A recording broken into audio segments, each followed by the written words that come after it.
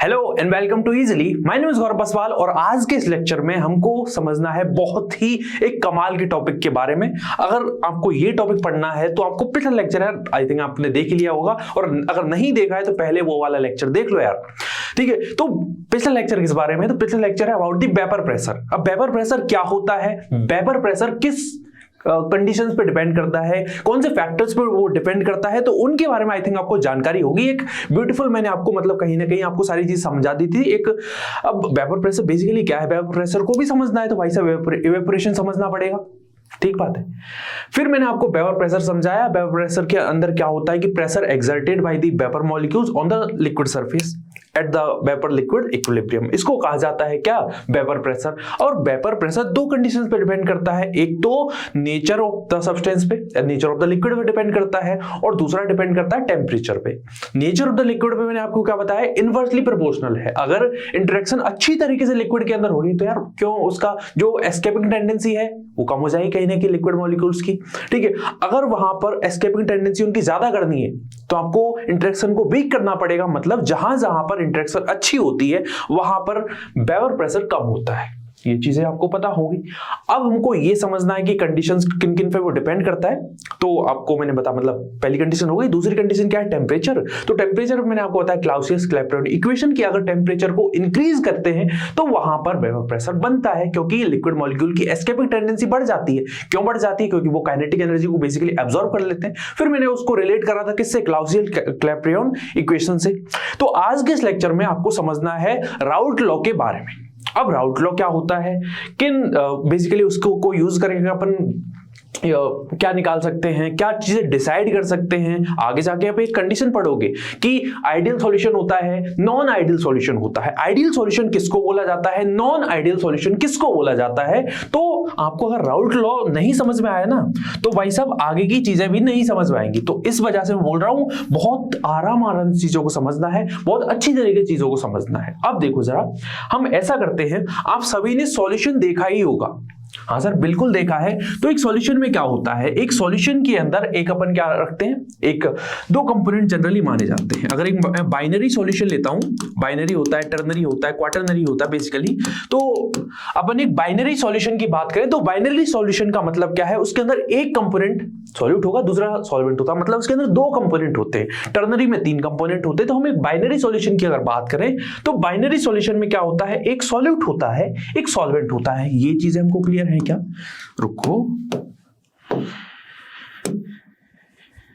हाँ, एक इसके अंदर सॉल्यूट होगा, दूसरा इसके अंदर सॉल्वेंट होगा। जो कम अमाउंट में है वो सॉल्यूट है, जो ज्यादा अमाउंट में है वो क्या है, हमारा सॉल्वेंट हो गया। अब राउल्ट लॉ क्या करता है, राउल्ट लॉ बेसिकली वो वेपर प्रेशर को रिलेट करता है मोल फ्रैक्शन ऑफ द कंपोनेंट से। मतलब मैं क्या बोल रहा हूं, वो रिलेट करता है वेपर प्रेशर, मतलब पी से किसी चीज का वेपर प्रेशर रिप्रेजेंट कर रहा हूं, मान लीजिए पार्शियल वेपर प्रेशर, ठीक है। पार्शियली वेपर जो पार्शियली वेपर प्रेशर है उसको रिलेट करता है वो मोल फ्रैक्शन से। अब मोल फ्रैक्शन क्या होता है आपको आइडिया होगा, मैंने भाई साहब पहले कंसंट्रेशन टर्म बता दी है, ठीक है। तो मोल फ्रैक्शन क्या होता है कहीं ना कहीं कि अगर मैं कंपोनेंट ए का मोल फ्रैक्शन की बात करता हूं, याद होगा कंपोनेंट ए के mole divide by total mole, component B का मोल फ्रैक्शन तो कंपोनेंट बी के number of mole divide by total mole, ये चीजें याद होगी। तो यहां पर हमारा जो राउल्ट लॉ है वो रिलेट कर रहा होता है पार्शियली वेपर प्रेशर को मोल फ्रैक्शन के साथ में, ये चीजें होती हैं कहीं ना कहीं। अब देखो जरा, अब यहां पर भी दो कंडीशन, देखो क्या होता है, अपने पास में कोई सा भी आप लिक्विड लो, ठीक है। मान लीजिए अपन एक लिक्विड मिक्सचर की बात करते हैं जहां पर हमारा सॉल्यूट और सॉल्वेंट दोनों ही लिक्विड है, ठीक है। तो उसके अंदर क्या होगा, दोनों की कुछ ना कुछ वोलेटाइल नेचर होगा। अरे कुछ ना कुछ तो वोलेटाइल नेचर वहां पर होगा। अगर उनका वोलेटाइल नेचर होगा तो वो क्या करेंगे, वेपर में बदलेंगे, और वेपर में बदलने के बाद वो क्या करेंगे, कुछ वेपर प्रेशर क्रिएट करेंगे लिक्विड की सरफेस पे, या फिर इसकी जो अपने पास में जो बर्तन है उसकी सरफेस पे कहीं ना कहीं वो वेपर प्रेशर क्रिएट करेंगे। अब ये जो वेपर प्रेशर है किस बात पर डिपेंड करता है, ये वेपर प्रेशर आपको पता है, यहां पर वो राउल्ट लॉ ने रिलेट कर दिया किस बात से, मोल फ्रैक्शन के साथ में कि राउल्ट। अब देखो आगे जाके मैं आपको एक चीज और कराऊंगा क्या कि हेनरी लॉ और राउल्ट लॉ में कुछ रिलेशन है, दोनों लगभग एक ही चीज है, उसके बारे में जरा चर्चा करेंगे। बट रुको जरा, यहां पर ये समझो क्या चीजें रिलेट हो रही है, यहां पर ये दोनों चीजें रिलेट हो रही है। कौन कौन सी, तो यहां पर हमारे पास में जो पार्शियली वेपर प्रेशर है that is relating to the mole fraction, clear है। अब मैंने आपको बता दिया लिक्विड है तो लिक्विड का कुछ ना कुछ तो वोलेटाइल नेचर होगा ही होगा, ठीक है। तो सबसे पहली कंडीशन यहां पर हम ले रहे हैं वो है कि both both solute and solvent are volatile. तो मैंने क्या बोला, सबसे पहली चीज है ये पार्शियल वेपर प्रेशर को कहीं ना कहीं रिलेट करता है मोल फ्रैक्शन के साथ में। किसके साथ में? मोल फ्रैक्शन के साथ में। अब रूल को समझने से पहले कुछ चीजें मैं आपको बता देता हूं। देखिए अब इसके अंदर क्या है, कंपोनेंट ए है, ए मतलब सॉल्वेंट है, ठीक है, बी मतलब क्या है, सॉल्यूट है। यहां तक चीजें क्लियर है। अब क्या होगा, जो ए सॉल्वेंट है वो कुछ ना कुछ पार्शियली वेपर प्रेशर क्रिएट करेगा, उसको मैं पी ए से रिप्रेजेंट कर रहा हूं, ठीक है, और ये जो सॉल्यूट है वो कुछ वेपर प्रेशर क्रिएट करेगा, उसको मैं पीबी से रिप्रेजेंट कर रहा हूं। तो यहां पर पी ए क्या है, partial vapour pressure of solvent. Clear बात है। अगर मैं पीबी की बात करता हूं तो पीबी क्या है, यहां पर PB is basically representing the partial vapour pressure किसका, तो सॉल्यूट का। क्लियर बात है, यहां तक क्लियर है, ये चीजें समझ में आ गई। अब क्या होता है, यहां पर मान लीजिए अपने पास में क्या हुआ, पहले एक अपने सॉल्वेंट लिया, सॉल्वेंट कुछ ना कुछ क्या करेगा, वो वोलेटाइल नेचर दिखाएगा, कुछ ना कुछ उसका वोलेटाइल नेचर होगा ही होगा। तो यहां पर मान लीजिए सॉल्वेंट ये रहा है ना, मैंने आपको बताया था ये यहां पे जाएगा, ठीक है, वेपर बनेंगी, यही क्यों गया, अंदर वाला क्यों नहीं गया, तो आपको पता है यहां पर एफ नेट बराबर 0 है, यहां पर F net not equal to 0 है, ठीक है। तो यहां पर क्या हुआ, रिजल्टेंट अपना जो वेपर में कन्वर्ट हुआ सॉल्वेंट, ठीक है, तो इसका कुछ वेपर प्रेशर क्रिएट होगा, तो उसको मैंने पी ए बोल दिया है। अब ये जो पी ए है, मतलब मैं ये कह दूं क्या कि यहां पर कितना पार्शियल वेपर प्रेशर क्रिएट होगा सॉल्वेंट का, क्या वो अमाउंट ऑफ द सॉल्वेंट पे डिपेंड नहीं करेगा, करेगा। अरे मोल फ्रैक्शन पे डिपेंड करेगा। इसका मतलब क्या है, यहां पर पी ए जो है वो डायरेक्टली प्रोपोर्शनल होगा इसके मोल फ्रैक्शन की, यानी कि जो राउट लॉ है वो इतना सा बात कहता है कि जो partial vapour pressure of the component है that is directly proportional to the mole fraction of the component. सीधी सी बात ये होती है। इस स्टेटमेंट को मैं यहां पे लिख देता हूं। अपने पास में क्या है, जो राउट लॉ की कहानी है वो ये है कि partial vapour pressure of component वो डायरेक्टली प्रोपोर्शनल होता है, किसके डायरेक्टली प्रोपोर्शनल होता है, that is directly proportional to the mole fraction of component. अब हमारा जो कंपोनेंट है एक बार सॉल्वेंट हो सकता है, दूसरा सॉल्यूट हो सकता है। मतलब क्या हुआ कहने का कि एक बार मैं ये लेता हूं पी ए, मतलब partial vapour pressure of the solvent, वो किसके डायरेक्टली प्रोपोर्शनल होगा, इसके मोल फ्रैक्शन के, मतलब डायरेक्टली प्रोपोर्शनल टू एक्स ए के। क्लियर है क्या। दूसरी तरफ क्या होगा, दूसरी तरफ इसको मैं इक्वेशन 1 नाम दे देता हूं। दूसरी तरफ मेरा जो सॉल्यूट है वो भी वोलेटाइल नेचर है, ठीक है, पहली कंडीशन मैंने मानी है कि ये भी वोलेटाइल होगा, मान लीजिए ना, तो पी भी directly proportional to X B होगा। क्लियर बात है। अब क्या होगा, यहां पर हम हमेशा जैसा करते हैं, अपना जो प्रोपोर्शनैलिटी का सिंबल होता है उसको हटाते हैं, तो यहां पर प्रोपोर्शनैलिटी के सिंबल को मैं हटा देता हूं, और जैसे ही प्रोपोर्शनैलिटी के सिंबल को हटाऊंगा तो यहां पर आपको क्या देखने को मिलता है, यहां पर आपको जो इक्वेशन देखने को मिलती है वो कुछ इस तरीके से होती है, पी ए बराबर P naught A X A, और दूसरी तरफ है पी बी बराबर P naught B X B. यहां पर दो चीजें आपको मिल चुकी हैं, इसको मैं इक्वेशन 3 नाम दे देता हूं, इसको इक्वेशन 4 नाम दे देता हूं। अब आपको दो चीजें यहां पे दिख रही होंगी, पी नॉट ए और P naught B. P A क्या है, एक्स ए क्या है, पी बी क्या है, एक्स बी क्या है, बता चुका हूं, लेकिन पी नॉट ए क्या है, पी नॉट बी क्या है, वो अभी आपको नहीं पता है, ठीक है। तो वो चीजें समझो, वो चीजें यहां पे जरा समझो, और फिर दोनों चीजों को अपन रिलेट करेंगे, पी नॉट ए और पी नॉट बी, ठीक है। पी नॉट ए क्या है, दिस इज क्या, partial vapour pressure of solvent in pure form. अब जरा चीजों को थोड़ा समझना, दिमाग खुलेगा आपका जरा। यहां पर ये क्या है, it is partial vapour pressure of solute in pure form. अब जरा चीजों को समझो। मान लीजिए हमने एग्जांपल ले लिया, किसका, हमने वाटर का एग्जांपल लिया। वाटर के अंदर अपने क्या किया, मान लीजिए क्या मिक्स कर रहे हैं अपन, वाटर के अंदर HCl मिक्स कर देते हैं, एक सॉल्यूशन बन सकता है कहीं ना कहीं, क्योंकि दोनों लाइक डिसॉल्व लाइक वाला कंसेप्ट लग जाएगा। तो यहां पर हमने क्या किया, दोनों को मिक्स किया। तो मिक्स करने के बाद में क्या होगा, एक सॉल्वेंट होगा, एक सॉल्यूट होगा, ठीक है। तो एक तो कंडीशन ये है, एक कंडीशन हम जरा ऐसा मानते हैं, मैंने क्या किया, यहां पर मेरे पास में HCl का सॉल्यूशन है। किसका सॉल्यूशन है, मान लीजिए HCl का सॉल्यूशन है। दूसरी तरफ मेरे पास में वाटर का सॉल्यूशन बोल रहा हूं, सॉरी, वाटर का लिक्विड है, कहीं ना कहीं वाटर है, और दूसरी तरफ मेरे पास में HCl है, ठीक है। तो यहां पर मैंने क्या किया, दोनों को मिक्स किया है। है ना, एक बीकर लिया, उसके अंदर दोनों चीजों को मैंने मिक्स कर दिया। कलर पे मत जाना, बस इतना समझो कि यहां पर मिक्स कर दिया। मिक्स करने के बाद में यहां पर क्या बना, सॉल्यूशन बना किसका, HCl प्लस वाटर का। क्लियर है, HCl प्लस वाटर का सॉल्यूशन बना। अब क्या होगा, कहीं ना कहीं इसकी जो प्योर फॉर्म है जिसमें केवल HCl ही HCl है और दूसरी तरफ वाटर ही वाटर है, तो यहां पर इसका कुछ वेपर प्रेशर होगा, कुछ ना कुछ ये कुछ प्योर फॉर्म में कुछ पार्शियल वेपर प्रेशर क्रिएट करेगा। दूसरी तरफ यहां पर भी इसका कुछ पार्शियल वेपर प्रेशर होगा। तो यहां पर क्या है, इसको मैं मान लीजिए क्या बोल देता हूं, ये सॉल्यूट है मान लीजिए मेरा, तो P नॉट B और ये मेरा P नॉट A हुआ। तो प्योर फॉर्म की बात चल रही है। इस कंडीशन में जो वेपर प्रेशर है उसको मैंने P नॉट A बोला है, इस कंडीशन में जो वेपर प्रेशर है उसको P नॉट B बोला है। अब क्या होगा, हमने दोनों को मिक्स कर दिया, तो मिक्स करने के बाद में क्या बना, मिक्स करने के बाद में एक सॉल्यूशन बन के तैयार हुआ। अब सॉल्यूशन में यहां पर जो वेपर प्रेशर था, यहां पर जो वेपर प्रेशर है, मतलब अब जो मेरे पास में सॉल्वेंट मान लीजिए क्या है, पता चल ही गया हुआ, हमारा सॉल्वेंट यहां पर कौन है, H2O है, और सॉल्यूट कौन है मेरा, वाटर है। क्या है, सॉरी सॉल्यूट क्या है, HCl है। ठीक है, अब क्या होगा, जैसे आपने दोनों को मिक्स किया तो अब उनका जो वेपर प्रेशर है पार्शियल, वो क्या होगा, चेंज होगा, जिसको मैं यहां पर किस तरीके से डिनोट कर रहा हूं, PA से PB से। तो यहां पर ये क्या है, partial vapour pressure of component of solvent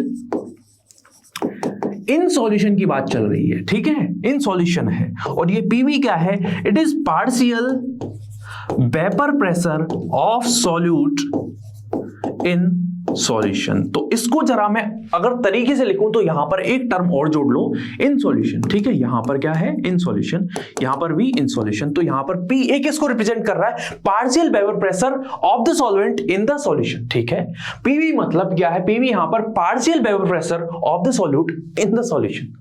P not A क्या है, P नॉट B क्या है, समझ में आ गया होगा। तो ये सीन अपन को अभी तक समझ में आया। अब क्या है, अब जरा अपन ऐसा करते हैं, यहां पर आपको PA समझ में आ गया, दोनों सॉल्वेंट क्या है, वोलेटाइल है। तो मैंने इक्वेशन क्या लिखी अभी तक, इक्वेशन क्या लिख दी है, यहां पर मैं इक्वेशन क्या लिख सकता हूं, इक्वेशन अपने पास में दोबारा सारी चीजें बनाते हैं। यहां पर क्या है, सॉल्यूशन है, सॉल्यूशन में क्या है, रिजल्टेंट अपने पास में, ये सॉल्यूशन मेरा।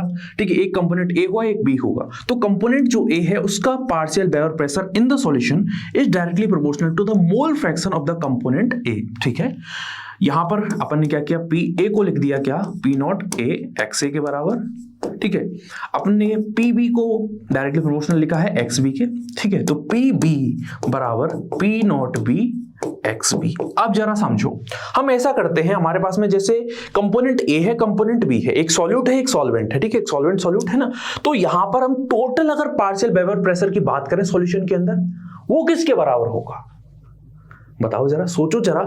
अरे मेरे पास में दो कंपोनेंट है, A है कंपोनेंट और दूसरा B है, तो कहीं ना कहीं ऐसा ही तो होगा यार, जो टोटल सॉल्यूशन का वेपर प्रेशर है वो डायरेक्टली वो बराबर किसके हो जाएगा, वो बराबर हो जाएगा कंपोनेंट A का partial vapour pressure plus component B का पार्शियल वेपर प्रेशर। यानी मैं क्या बोल रहा हूं आपसे, जो चीज मैं आपसे कहना चाह रहा हूं वो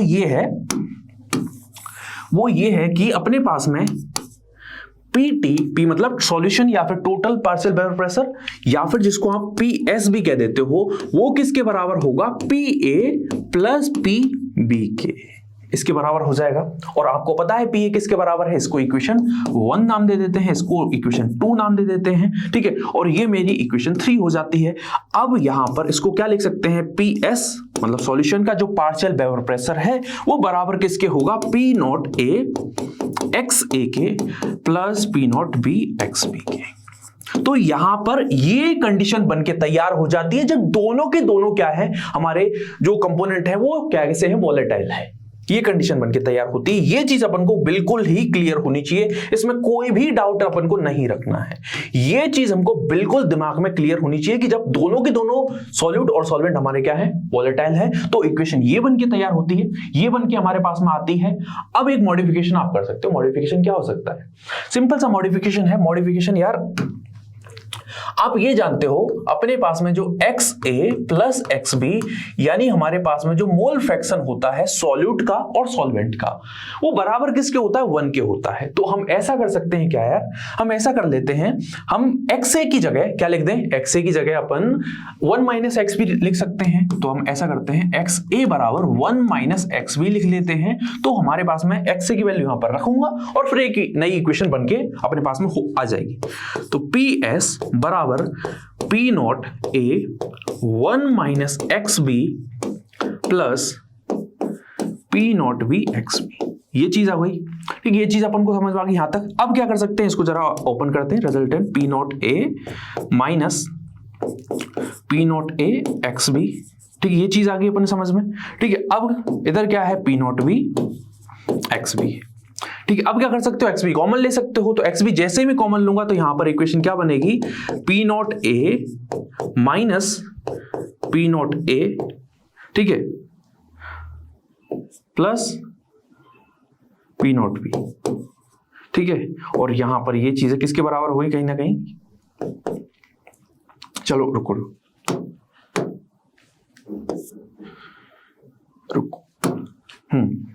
ठीक है, ये प्लस और यहां पर ये माइनस है और रिजल्टेंट XB के बराबर होगा। तो ये मॉडिफिकेशन भी किया जा सकता है, कुछ नहीं किया, XB कॉमन लिया तो यहां पर P नॉट B आया और इधर से आपने XB कॉमन लिया तो यहां पर माइनस P नॉट A आया, जो कि कहीं ना कहीं इसके साथ में तो प्लस और प्लस माइनस मल्टीप्लाई करोगे तो माइनस आएगा, रिजल्टेंट वही चीज है। ठीक है, तो P नॉट A ये इक्वेशन भी बनके तैयार हो जाती है अपने पास में। बाकी अगर आपसे पूछा जाता है तो ये वाली इक्वेशन क्या है? राउट लॉ।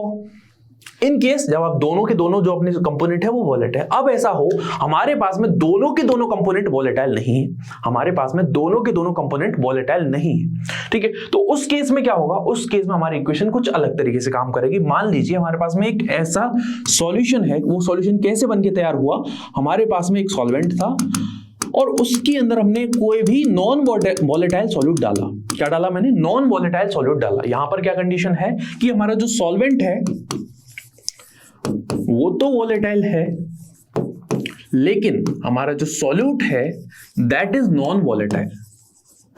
एग्जाम्पल के लिए आप चीनी डाल दो यार, क्या डाल दो? चीनी डाल दो वाटर के अंदर। आप ऐसा करो, आप वाटर के अंदर नमक डाल दो तो वो नॉन वोलेटाइल सॉल्यूट है कहीं ना कहीं। ठीक है, वो वोलेटाइल नहीं हो पाता है। ठीक है, तो उस केस में अपने पास में जो कंडीशन है क्या होगी? कुछ नहीं होगी।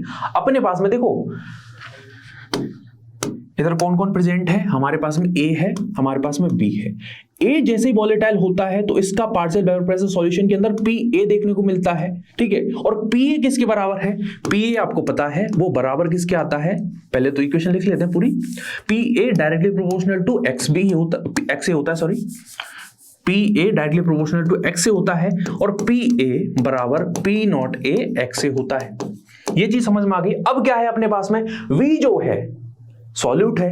क्या सॉल्यूट यहां पर वोलेटाइल हो रहा है? नहीं हो रहा है। और अगर नहीं हो रहा है तो क्या उसका कुछ वेपर प्रेशर वहां पर आपको देखने को मिलेगा? तो वहां पर कोई भी वेपर प्रेशर नहीं होगा। क्लियर सी बात है, यहां पर वेपर प्रेशर कुछ नहीं होगा। यानी कि हम ये कह दें क्या कि PV जो है, मतलब PV जो किसके बराबर होना चाहिए था? PV has to be P naught B XB। और ये जो टर्म है पूरी की पूरी किसके बराबर हो गई है? क्यों? अरे किसके बराबर? पहले तो ये बताओ। बराबर है 0 के। क्यों? क्योंकि हमारा जो B है कंपोनेंट, मतलब हमारा जो सॉल्यूट है that is non volatile. Clear बात हुई, ये चीज अपन को समझ में आ गई होगी। ठीक है, अब क्या है? बाकी चीज अपन लिख सकते हैं कि PT या फिर PS सॉल्यूशन का जो वेपर प्रेशर है partial that is equal to PA plus PB। और PB किसके बराबर है? ये 0 के बराबर है। इसको मैं क्या लिख सकता हूं? इसको मैं डायरेक्टली PS या फिर PT बराबर क्या लिख दो? P नॉट A XA लिख सकते हो या फिर आप PA लिख सकते हो। तो यहां पर ये इक्वेशन आपको देखने को मिलती है। जो राउट लॉ है कुछ ऐसा देखने को मिलता है। अब राउट लॉ ऐसा इंपॉर्टेंट हो जाता है भाई साहब, क्यों? क्योंकि राउट लॉ के बेसिस पर हम आइडियल सॉल्यूशन डिफाइन करते हैं। क्योंकि आइडियल सॉल्यूशन क्या होता है? कि ऐसा सॉल्यूशन होता है उसके लिए एक कंडीशन है कि उस पे राउट लॉ एप्लीकेबल होना चाहिए। मतलब मेरे पास में जो कंपोनेंट A है, कंपोनेंट B है, उनका कुछ ना कुछ क्या होगा? सॉल्यूशन के अंदर पार्शियल वेपर प्रेशर होगा। ऐसे ही B का भी कुछ ना कुछ वहां पर पार्शियल वेपर प्रेशर होगा। दोनों को आप जोड़ते हो तो वो सॉल्यूशन का वेपर प्रेशर के बराबर होना चाहिए पार्शियल। ये कंडीशन किसके लिए होती है? आइडियल सॉल्यूशन के लिए। लेकिन कुछ ऐसे नमूने होते हैं, कुछ ऐसे सॉल्यूशन होते हैं जहां पर वो इक्वेशन नहीं काम करती है, जिनको हम नाम देते हैं, उन नमूनों को नाम देते हैं नॉन आइडियल सॉल्यूशन। क्लियर है? तो ये चीज अपन को समझ में आ गई होगी। ये चीज अपन को यहां पर समझ में आई या नहीं आई? बस मैंने आपको दो चीजें बताई हैं, एक तो ये कंडीशन और ये दूसरी वाली कंडीशन। क्या हमको ये चीज समझ में आ गई? बताइए जरा, क्या हमको ये चीज समझ में? फिर अपन मूव करते हैं क्वेश्चन की तरफ। अब ये आपके पास में एक क्वेश्चन है, बहुत ही आसान है, पेन उठाने की जरूरत नहीं पड़नी चाहिए। एक सीधा सा ट्रिक बताऊंगा, एक सीधा सा आपको ट्रिक बताऊंगा और ये क्वेश्चन हो जाएगा। पहले तो आप खुद ट्राई करो इस क्वेश्चन को, और अगर हो जाता है अच्छी बात है। देखो अब ये समझो कि benzene and toluene make an ideal solution. Benzene, okay, मैंने बता दिया कि राउल्ट लॉ किस पे अप्लाई होता है? आइडियल सॉल्यूशन में अप्लाई होता है, ठीक है। तो ये ideal solution Raoult law apply करते हैं कहीं ना कहीं, और वे करते हैं। तो बेंजीन और टॉल्यूएन अपने पास में क्या है? आइडियल सॉल्यूशन उन्होंने बनाया, तो which contain 3 mole of benzene and 6 mole of toluene, ठीक है। इफ अपने पास में जो P0B है वो 900 टॉर के बराबर है, PT बराबर 360 टॉर है, ठीक है। तो यहां पर आपको क्या बताना है? Vapour pressure of the solvent बनाना, कहीं ना कहीं vapour pressure of the solution. तो PT आपने अगर यहां पे बोल दिया है, ठीक है, तो कहीं ना कहीं सॉल्वेंट की बात चल रही है। किसकी बात चल रही है? सॉल्वेंट की। तो बताइए जरा यहां पर सही आंसर अपना क्या होगा? क्या आंसर होगा? देखो सिंपल सी बात है, एक जनरल आप एक ऑब्जर्वेशन देखो, P मतलब सॉल्वेंट जो है, सॉल्वेंट जो होता है जनरली उसका जो वोलेटाइल नेचर होता है सॉल्यूट की कंपैरिजन में ज्यादा होता है। हाँ, ऐसा होता है, ठीक है। सॉल्वेंट की कंपैरिजन, सॉल्वेंट जो होता है जो वो ज्यादा वोलेटाइल हो रहा होता है, ठीक है, यानी उसका वेपर प्रेशर ज्यादा होता है सॉल्यूट के कंपैरिजन में। और जैसे ही दोनों को आप मिक्स करते हो, सॉल्यूशन जैसे बनाते हो, तब भी सॉल्वेंट का जो वेपर प्रेशर होता है सॉल्यूशन के कंपैरिजन में ज्यादा होता ही होता है। सॉल्यूशन के कंपैरिजन में वो ज्यादा होता ही होता है। ये चीज अपन को समझ में आई या नहीं आई? बताइए जरा यहां पर। तो यहां पर कुछ ऐसा होगा, रुको जरा, ये P0A है, ठीक है, ये P0 अगर B में मान लेता हूं, ठीक है, तो सॉल्यूशन यहां पर आ जाएगा।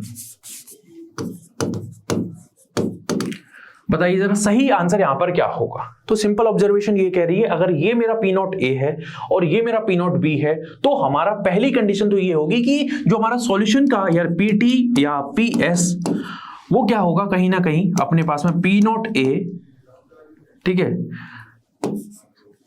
ऐसा लिखो जरा, अपने पास में सबसे कम किसका रहेगा? P0B जो कि सॉल्यूट है, फिर अपना PT का आएगा और फिर अपना P0A का आएगा। तो अगर मैं ऐसा कहूं यहां पर 360 torr less than PT less than 900, तो 900 से तो कम होगा लेकिन 360 से ज्यादा होगा। तो 3 यानी कि ये नहीं हो सकता, अपने पास 1000 भी नहीं हो सकता और 250 नहीं हो सकता। मतलब सही आंसर हमारा 540 mmHg होता है। वेपर प्रेशर की जो यूनिट होती है दैट इज mmHg। ये समझ में आई या नहीं आई अपन को चीजें? ये चीजें क्लियर हुई या नहीं हुई? आई थिंक हो गई होगी। अब आगे वाला क्वेश्चन देखिए जरा। आगे वाला क्वेश्चन हमारे पास में है, ये भी सिंपल ऑब्जर्वेशन है। वैसे तो इनको आप ट्रिक के फॉर्म में पढ़ सकते हो, ट्रिक बोल सकते हो, लेकिन ये ऑब्जर्वेशन है सिंपल, ठीक है। जब अपन क्वेश्चन करते हैं तो ऑब्जर्वेशन के बेसिस पर ये सारे क्वेश्चन हो जाने चाहिए। देखो, find the vapour pressure, find the vapour pressure of the solution made by 2 mole of liquid A and 3 mole of liquid B। मतलब मेरे पास में 2 लिक्विड है A एंड B, तो वहां पर अपने पास में लिक्विड जो A है उसके नंबर ऑफ मोल 2 मोल है और दूसरे के 3 मोल है, ठीक है। तो यहां पर क्या है, एक ऑब्जर्वेशन क्या लिखी हुई है कि अगर ऐसा हो P0A माइनस P0B बराबर लार्ज हो और NA माइनस NB बराबर स्मॉल होगा, तो उस केस में आप देख सकते हो यार 800 माइनस 200 करोगे, मतलब मेरे पास में जो P0A है सॉल्वेंट का जो वेपर प्रेशर है वो 800 mmHg है, ठीक है। PV का कितना है, मतलब P0V जो है बेसिकली प्योर फॉर्म में जो उसका पार्शियल वेपर प्रेशर है दैट इज 200 mmHg। तो यहां पर आप कैसे चीजों को निकालोगे? हो सकता है आप ट्राई करो कि सर हम ऐसा करेंगे PT या PS बराबर P0A XA plus P0B XB, ठीक है। और XA कैसे निकालोगे? XA आप निकालोगे कुछ इस तरीके से NA upon NA plus NB के बेसिस पे, और XB कैसे निकालोगे? तो XB निकालोगे कुछ NB upon NA plus NB। मान लिया आप इस तरीके से कर लोगे, लेकिन एग्जाम में क्या हमारे पास में इतना टाइम होता है? तो थोड़ा सा अपन देखो फॉर्मूले के बेसिस पे सारी चीजें कर सकते हो, कोई इसमें गलती नहीं है, कोई इसमें मतलब मिस्टेक नहीं है। अगर आपके पास में बहुत ज्यादा टाइम है, करो, बिल्कुल बैठ के करो, ठीक है, और इस पे पीएचडी करो। मैं कुछ कहने वाला हूं नहीं, लेकिन अगर आपको एग्जाम क्वालिफाई करना है तो आपको ट्रिक्स पता होनी चाहिए। तो ट्रिक क्या होगी सिंपली यहां पर कि भाई साहब अपने पास में जो अगर यहां पर पी नॉट ए minus P naught B large है तो रिजल्टेंट क्या होगा, यहां पर अपन को जो पीटी है वो लार्ज देखने को मिलेगा कहीं ना कहीं। अरे सिंपल सी बात है यार, अपने पास में जो पीटी है वो यहां पर क्या होगा, वो अपन को लार्ज देखने को मिलेगा। और इसका मतलब क्या है, लार्ज देख लो वैल्यू किसकी रहेगी, तो यहां पर 440 जो MMHg है, that is the right answer. अगला क्वेश्चन देखिए जरा, अगला क्वेश्चन ही कुछ इसी बेसिस है। ये क्वेश्चन आप कर सकते हो, what will be the vapour pressure of the solution made by 10 mole A and 1 mole B। मतलब अब देखो जरा यहां पर क्या कंडीशन है, जो difference of the number of moles of component है वो बहुत ज्यादा है, 9 मोल का डिफरेंस आ रहा है, और यहां पर P नॉट A और P नॉट B में जो डिफरेंस है वो स्मॉल है। तो यहां पर वैल्यू क्या होगी, यहां पर बताइए जरा, यहां पर वैल्यू क्या रहेगी, क्या वैल्यू रहेगी इस केस में, इस केस में वैल्यू क्या रहेगी। तो इस केस में देखो P नॉट A 200 mmHg है, ठीक है, P नॉट B क्या है 300 mmHg है। तो यहां पर रिजल्टेंट जो वैल्यू है P S की वो क्या रहेगी, स्मॉल रहेगी। और स्मॉल का मतलब ये है कि यहां पर इससे थोड़ी सी ज्यादा रहेगी। इसका मतलब सही जो आंसर है दैट इज 204 mmHg। बाकी आप क्वेश्चन को वैसे भी कर सकते हो, ठीक है, जल्दीबाजी में अगर देखो ये ट्रिक है, बस ट्रिक हमेशा काम करे जरूरी नहीं है। बाकी अगर मैं आपको तरीका बताऊं वो करो, लेकिन बस उसमें इतना रहता है कि अपने पास में टाइम उतना रहता नहीं है, तो जनरली आप इस तरीके से ट्रिक से कर सकते हो चीजों। अब अगली चीज देखो जरा, अगला क्वेश्चन कि अपने पास में देखो इसको जरा करना पड़ेगा कैलकुलेशन के बेसिस पे, ऑप्शन है नहीं। अब देखो जरा अपने पास में क्या है, दो चीजें हैं, प्योर बेंजीन है और दूसरा टॉल्वेन है। क्या बनाते हैं, आइडियल सॉल्यूशन बनाते हैं। क्यों बनाते हैं आगे बताऊंगा, आइडियल सॉल्यूशन जब बता रहूंगा, ठीक है। कुछ कंडीशंस होती हैं जहां पर आप दो कंपोनेंट को देख के ये बता सकते हो कि इनका आइडियल सॉल्यूशन बनेगा, इनका नहीं बनेगा। मतलब अगर मैं ये कहूं एसीटोन और क्लोरोफॉर्म आइडियल सॉल्यूशन नहीं बना सकते, अपने पास में बेंजीन टॉल्वेन बना सकते हैं, इथाइल क्लोराइड इथाइल ब्रोमाइड बना सकते हैं, ठीक है। ऐसी कुछ कंडीशंस आगे जाके आपको बताऊंगा मैं सारी चीजें, है ना। तो अब देखो सर यहां पर क्या है, बेंजीन का जो प्योर फॉर्म में पार्शियल वेपर प्रेशर है, मतलब अगर मैं कहूं P नॉट A बराबर कितना है 900 mmHg है, और अपने पास में क्या है P नॉट B जो है उसका है 360 mmHg, ठीक है। अब क्या दे रखा है, यहां पर कुछ और भी कंडीशन दे रखी होंगी। यहां पर अपने पास में मोल fraction of benzene in the solution is, mole fraction नहीं दे रखा है यार, कुछ भी अपन को कुछ तो वैल्यू देनी चाहिए थी। क्या अपन की वैल्यू यहां पर सफिशिएंट है, मान लीजिए, चलिए अब Na को मान लेते हैं, अपन ऐसा करते हैं Na को मान लेते हैं 1 मोल, नहीं बोला क्योंकि कुछ ना कुछ तो देना पड़ेगा, क्योंकि सिर्फ ये वैल्यू दे रखी है, Na तो दो एटलीस्ट ताकि अपन मोल फ्रैक्शन निकाल सके। तो Na बराबर 1 मोल है, Nb बराबर मान लीजिए 2 मोल है, ठीक है। तो अब क्या करते हैं, मुझे X से निकालना पड़ेगा। X से कैसे निकालूंगा, देखिए जरा, XA बराबर क्या रहेगा यहां पर,